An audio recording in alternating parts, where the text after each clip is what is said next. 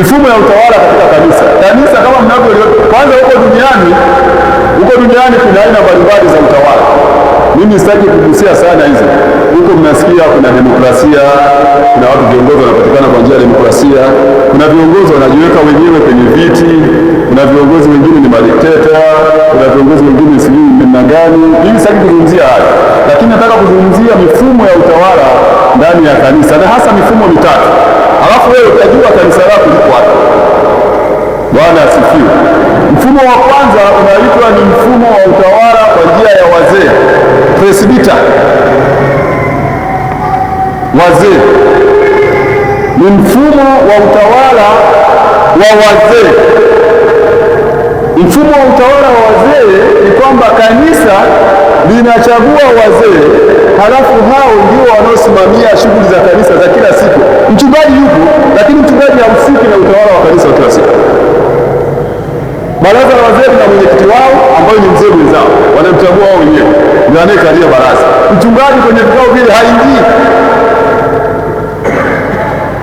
analetewa tu maamuzi na yeye anabaki kuwa mshauri. Yapo makanisa yana mfumo huo wa presbyters, wazee ndio wanaoongoza kanisa kwa kila kitu.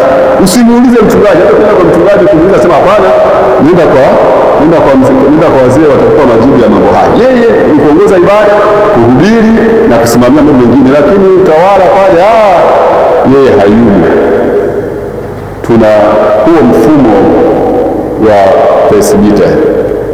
Mfumo wa pili unaitwa congregational, utawala wa waumini wote.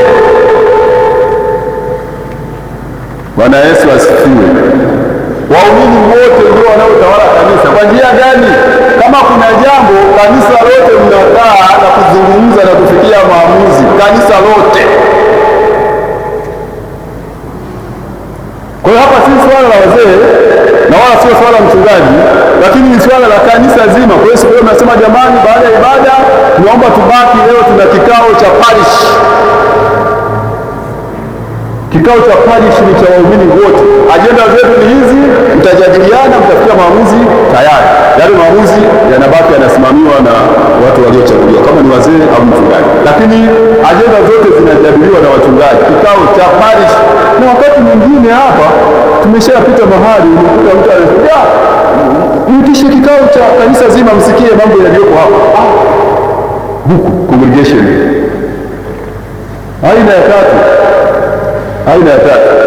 ni utawala wa kiaskofu au episkopi.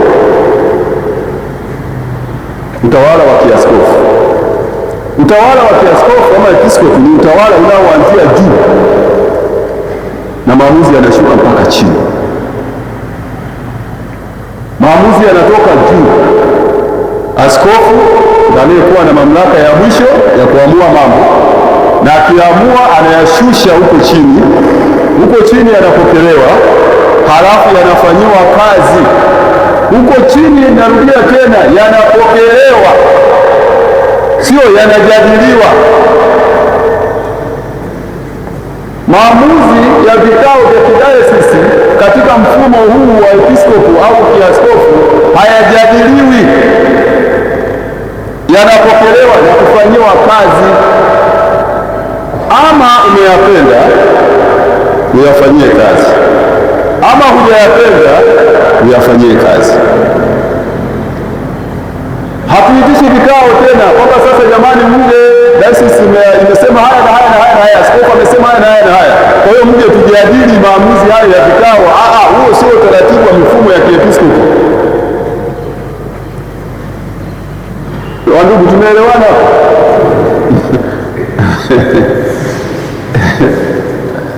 Kule chini sio vikao vya maamuzi vile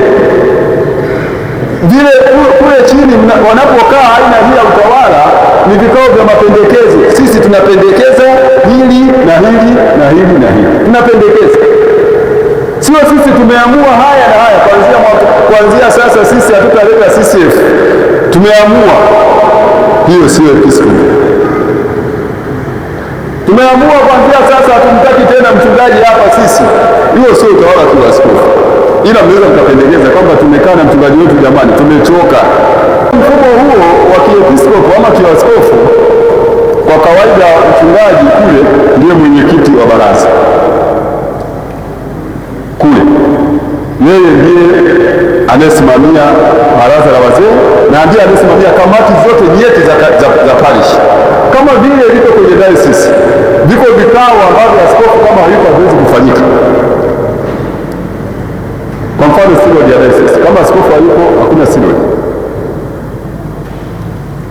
Kuna mambo ambayo hawezi kufanya huduma za kichungaji zingine kama mduara na nini. Kwa hiyo mchungaji kule. Kwa hiyo ni jambo la ajabu katika mfumo wa utawala wa askofu, mchungaji na yeye anaweka mzee wa kanisa mwingine kuwa pale, sijui mnamuita mzee sijui nini, sio wengine wanaita si mzee kiongozi.